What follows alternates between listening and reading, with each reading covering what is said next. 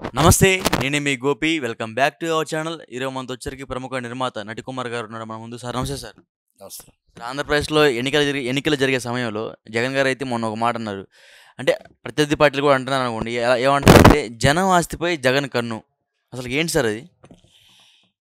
ఇప్పుడు ఒకటండి, నేను ఇందాక ఏదో దాని కౌంటర్ ఏదో చూసాను ధర్మాన ప్రసాద్ గారిది.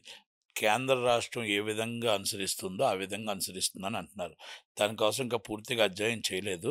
కాకపోతే ఏంటంటే జగన్ మా ఆస్తులు మా ఇష్టం, మా ప్రాపర్టీని ఆయన ఎవరో పెట్టుకోవడానికి రిజిస్టర్ ఆఫీస్ ఎలా ఒప్పుకుంటుంది? Is not correct.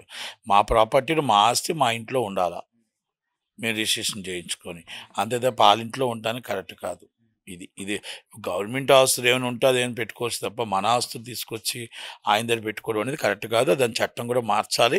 రేపు ఎలక్షన్ తర్వాత కొత్త గవర్నమెంట్ వచ్చిన తర్వాత ఏమేం చేస్తారో చూడాలి. ఇప్పుడు ఆయన చెత్త పన్నుని, అదేవిధంగా మన ఇళ్ల పట్టాలు ఆయన బొమ్మ కానీ లేదా వాళ్ళ పార్టీ సింబల్ రౌండ్ కలర్ ఒక సింబల్ వేపించుకుని ఆయన ఆయన ఆయన ఫోటోలు ఆయన సంబంధించిన ఏదైతే పథకాలు ఉన్నాయో అవి కూడా మన ఇళ్ల పట్టాలపై వేస్తున్నారు సింబల్స్. సో ఈ బ్యాంకులు చెల్లవు కదా సార్? జనాలు అర్థం చేసుకోవాల్సింది ఏంటంటే, మనకి ఇస్తున్న 3,000కి మన ఇంటి ఒక కుటుంబాన్ని మీద 12,000 కలెక్ట్ చేస్తున్నాడు. 3,000 మనకి ఇస్తే దానికి 4 రెట్లు 3 రెట్లు కలెక్ట్ చేస్తున్నాడు అమౌంట్. అది జనాలు అది చెత్త పన్ను అవ్వచ్చు, లేకపోతే కరెంటు బిల్ అవ్వచ్చు, కరెంటు ఛార్జెస్ అబ్నార్మల్గా పెరిగిపోయి కరెంట్ లేదు, ఇవన్నీ కూడా రోడ్లు, చెత్త పన్ను అవ్వచ్చు, మేబీ ఏదైనా అవ్వచ్చు, మందు బిల్లు అవ్వచ్చు, మద్యపాన నిషేధం, సంపూర్ణ మద్యపాన నిషేధం అని చెప్పి అందాక మన దగ్గర దండుకుంటున్నారు. దండుకుంటుంది ఎవరి దగ్గర? మీ అక్క దగ్గర, మీ చెల్లి దగ్గర, మీ తమ్ముడి దగ్గర, మీ తండ్రి దగ్గర.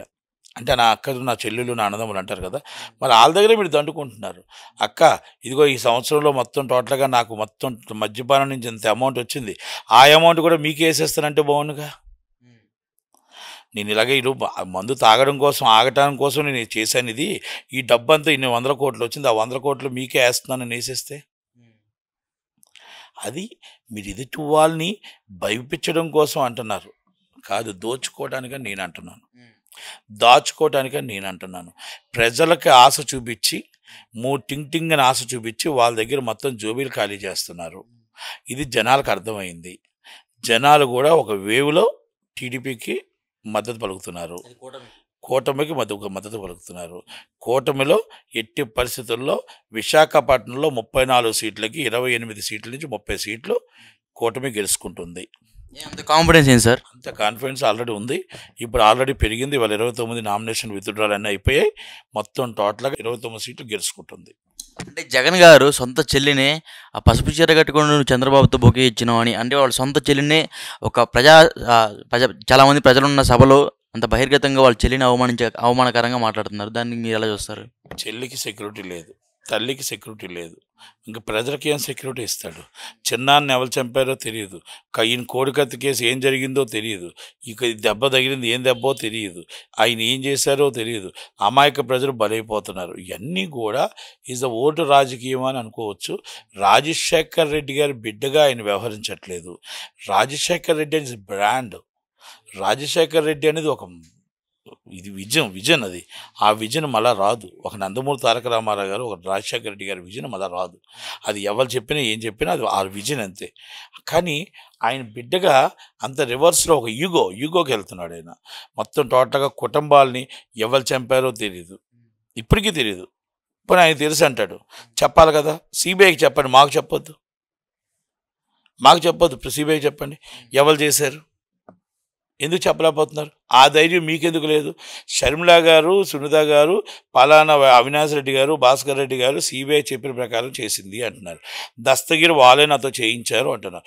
ఇది సిబిఐ చెప్తున్న రిపోర్ట్స్, పబ్లిక్ డొమైన్లోని రిపోర్ట్స్. నాకు వ్యక్తిగతంగా నేను సొంతంగా లేకపోతే ఇంకొకరు సొంతంగా చెప్పట్లే. యాజ్ రిపోర్ట్స్ అండ్ పబ్లిక్ డొమైన్లో ఏదైతే ఉన్నాయో ఆ రిపోర్ట్, రిమైన్ రిపోర్ట్ అవ్వచ్చు, ఇంకోటి అవ్వచ్చు, ఆ రిమైన్ రిపోర్ట్లో ఉన్నవే చెప్తున్నాం. అలాంటప్పుడు మరి మీకు తెలుసుంటే ఇది తప్పుడు సమాచారం, నా దగ్గర ఉన్న సమాచారం, నాది ఇంటెలిజెన్స్ ఉంది, నాకు ఆల్రెడీ నా మొత్తం ఎంక్వైరీ చేశారు, మా చిన్నాన్ని చంపింది వీళ్ళని ఎందుకు చెప్పలేకపోతున్నారు? Is the point. ఓకే. అలాగే మీరు వాళ్ళు చోడవరం వచ్చారు. చోడవరంలో మీరు కొత్తూరు జంక్షన్లో మీరు పెట్టారు. కొత్తూరు జంక్షన్ నుంచి హెలికాప్టర్ దిగి వచ్చే ముందు కొంచెం కొత్తూరు నుంచి అలాగే వెంకన్నపాలెం, గోవాడ, అలాగే ఒక్కసారి అదే రోడ్ల నుంచి బస్సులు కాకుండా మీ బస్సులో కొట్టి అయితే కుదుపుదేమో కదా, అలాగే వస్తే రోడ్లు ఎంత చక్కగా ఉన్నాయో, ఎంత అందంగా ఉన్నాయో, మీకు ఎందుకు ఓటేయాలో చెప్తారు కదా. మీరు బస్సు ఆపి మీరు మీటింగ్ పెడుతున్నారు, ఆ బస్సులో కొంచెం నడుచుకుని ఆ బస్సులో అలా కొంచెం తీసుకురండి జంక్షన్కి రండి, చోడవరం జంక్షన్కి. ఓకే, మీరు మొత్తం టోటల్గా అక్కడ ఏముందండి, అక్కడ మొత్తం టోటల్గా అక్కడి నుంచి పాడేరు వెళ్ళే రూట్లో బ్రిడ్జి పడిపోయింది.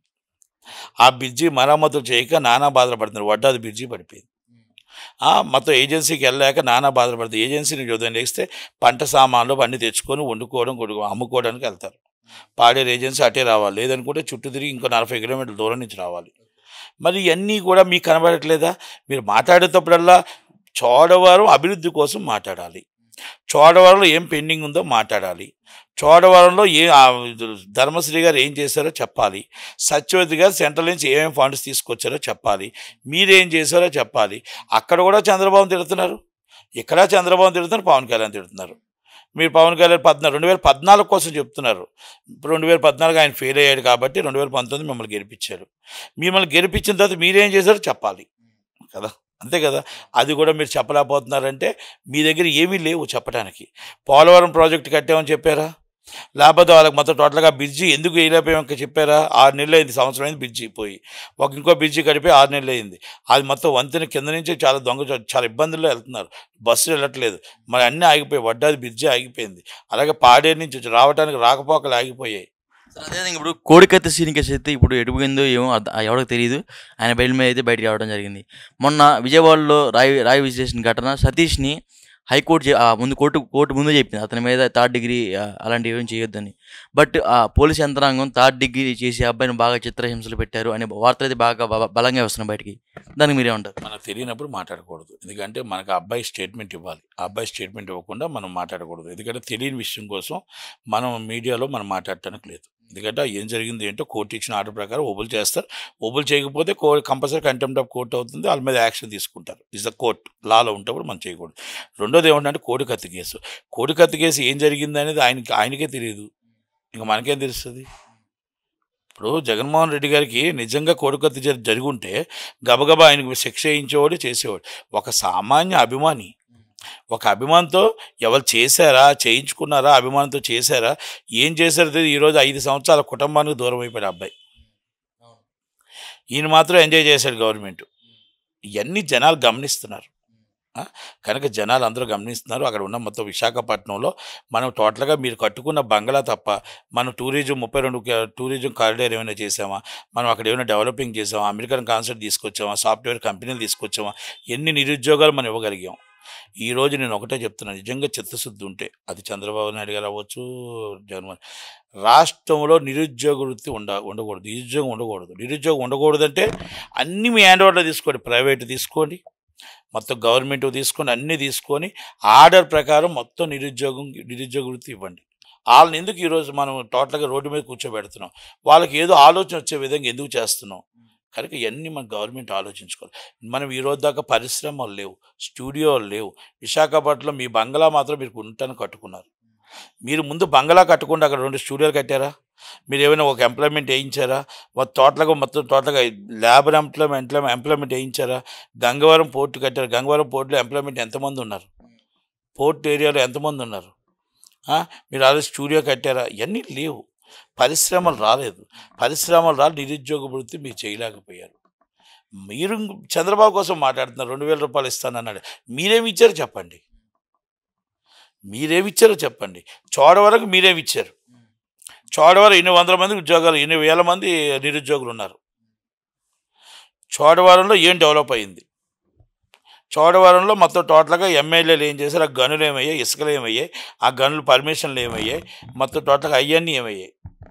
దానికోసం మాట్లాడుంటే బాగుంటుంది కదా. అనకాపల్లి నియోజకవర్గంలో మీరు సత్యవతి గారి కోసం మాట్లాడుంటే బాగుంటుంది. అనకాపల్లి మీ మినిస్టర్ మీరు అమర్నాథ్ గారి కోసం మాట్లాడుంటే బాగుంటుంది. ఈ రోడ్ల కోసం మాట్లాడుంటే బాగుంటుంది కదా.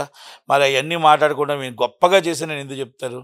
అక్కడ చోడవరం ప్రజలు నిజంగా జగన్మోహన్ రెడ్డి గారు చెప్పినట్టు ఆ రోడ్లు అంత అందంగా ఉండి చాలా చక్కగా మీ జీవితాలు బాగుంటే జగన్మోహన్ రెడ్డి గారికి ఓటేస్తారు, ధర్మశ్రీ గారిని గెలిపిస్తారు, అనకాపల్లి కర్ణం ధర్మశ్రీ గారిని. ఒక లేదు అనుకుంటే అపోజిషన్ గెలిపిస్తారు.